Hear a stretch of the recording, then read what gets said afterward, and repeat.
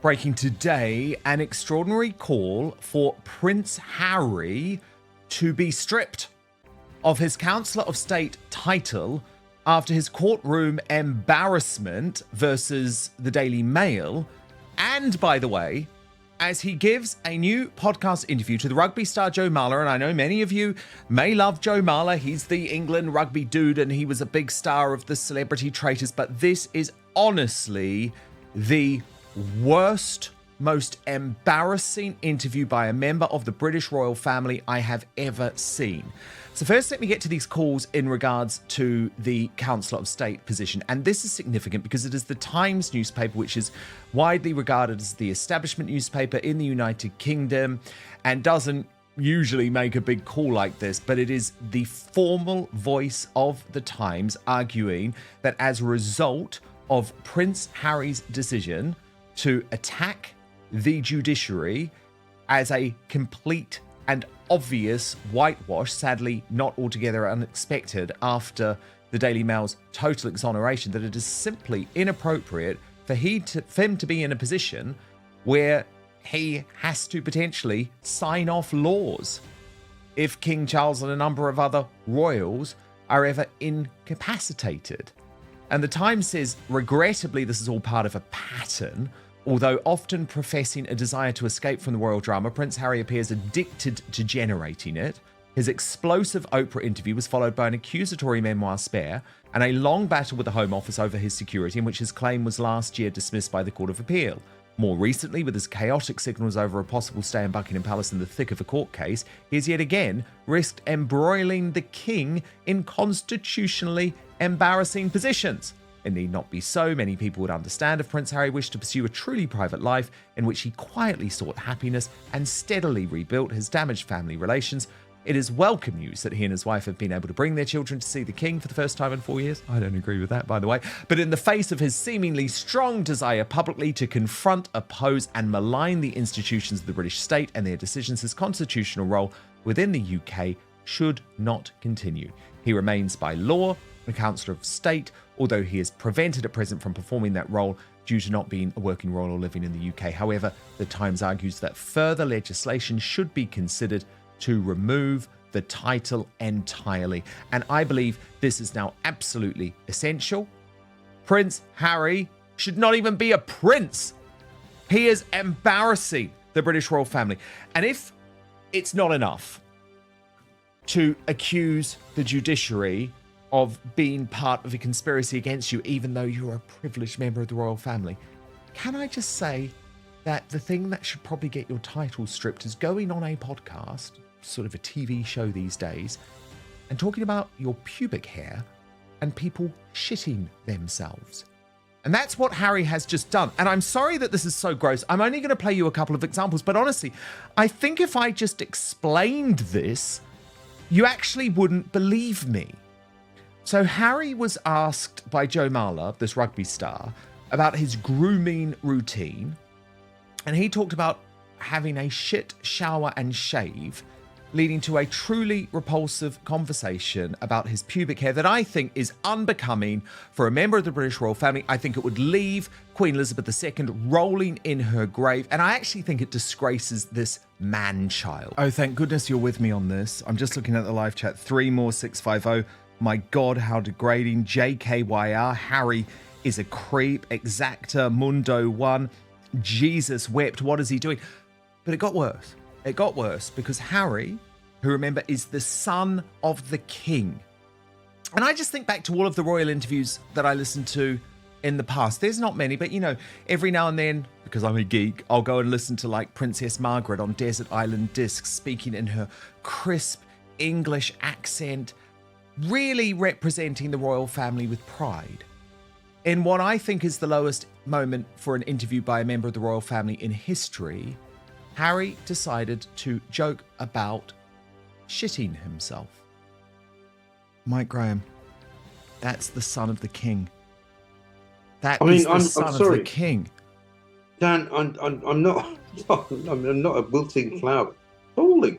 It's just appalling. What is he thinking? You know, and also all of those kind of, you know, what do you call those, you know, Zias or whatever they are, these kind of, people who think it's all really funny to, like, talk about yourself, and I can't go to work because I'm feeling a little bit anxious, but let's talk about shitting ourselves. It's really awful. That is awful. I'm literally, I'm watching that. I was aghast. It's genuinely a new low, isn't it, Mike? Because the thing is, over all of the past few years, Harry has tried to make out that he's this big brain and this sensitive soul. Actually, he's just a man-child.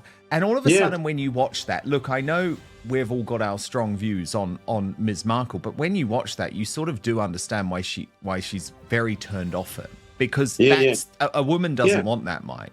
No.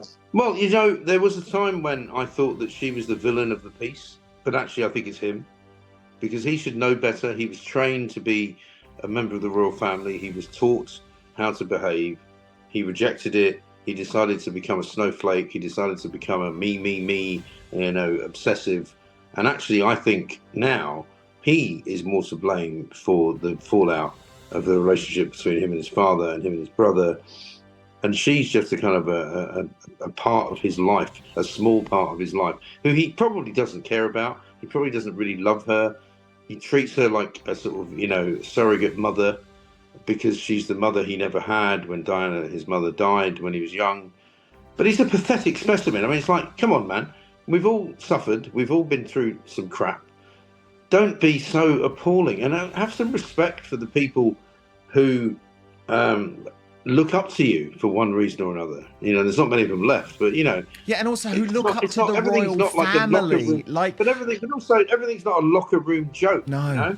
But also, Mike, isn't the point that, like, the royal family is meant to be the one institution who isn't going down this path, who we're not meant to know everything about, who do sit above sort of pop culture, celebrity culture. Right. I mean, there's another part of the interview where they're joking about OnlyFans, and you're just like, no, not you can't you. imagine.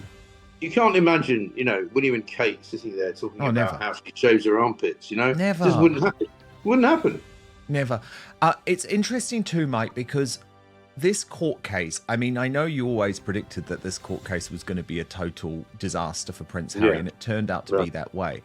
I just want to show you this from Camilla Tominey of the Daily Telegraph, who's actually got an interesting point here. She basically says that one of the results from the court case is that Harry has now been exposed for leaking stories to Charlotte Griffiths in the Mail on Sunday. And actually, what it does is blow up all of the arguments that he's made over the past sort of 6 years. Because remember, all of his thing was about, the terrible royal family, the men in grey suits, the giving stories to the newspapers against me. But actually, his team were proven to do that. Anyway, I'll show you what Camilla said and then get your reaction off this circle, because I'm struggling. Prince Harry told Tom Bradby that any member of the royal family that tipped off the media in a bid to rehabilitate their reputation was, quotes, getting in bed with the devil.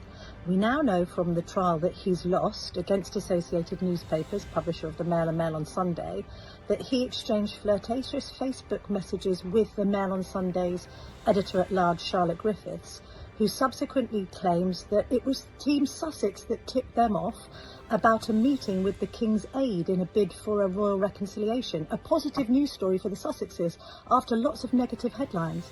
So haven't Harry and Meghan just been revealed to do exactly what they've accused their tormentors of?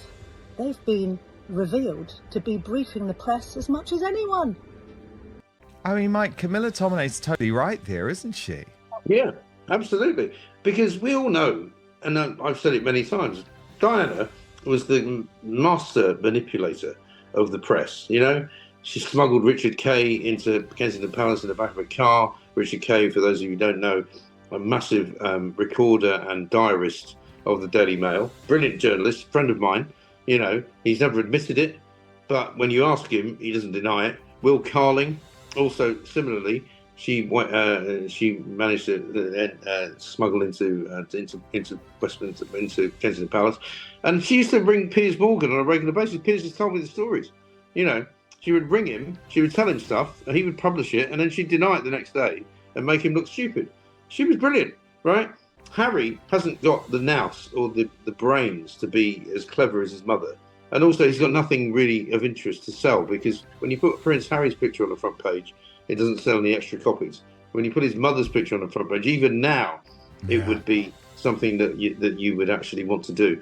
So, I mean, the man is a disgrace. He's an abomination on the face of the monarchy. And the sooner that they strip him of the title of the Duke of Sussex, which I believe they should do. I was reading actually something today, which I think said that he was asked what his occupation was. And he said Prince of Great Britain, I think, and influencer or something like that. He says Prince of England. Prince of England, right? Duke, and inventor of the inventor. I mean, he doesn't have a job. He doesn't have a job. And the problem is, he didn't want the job, did he? He didn't want to be a duke. He didn't want to be a prince, but it hasn't worked out.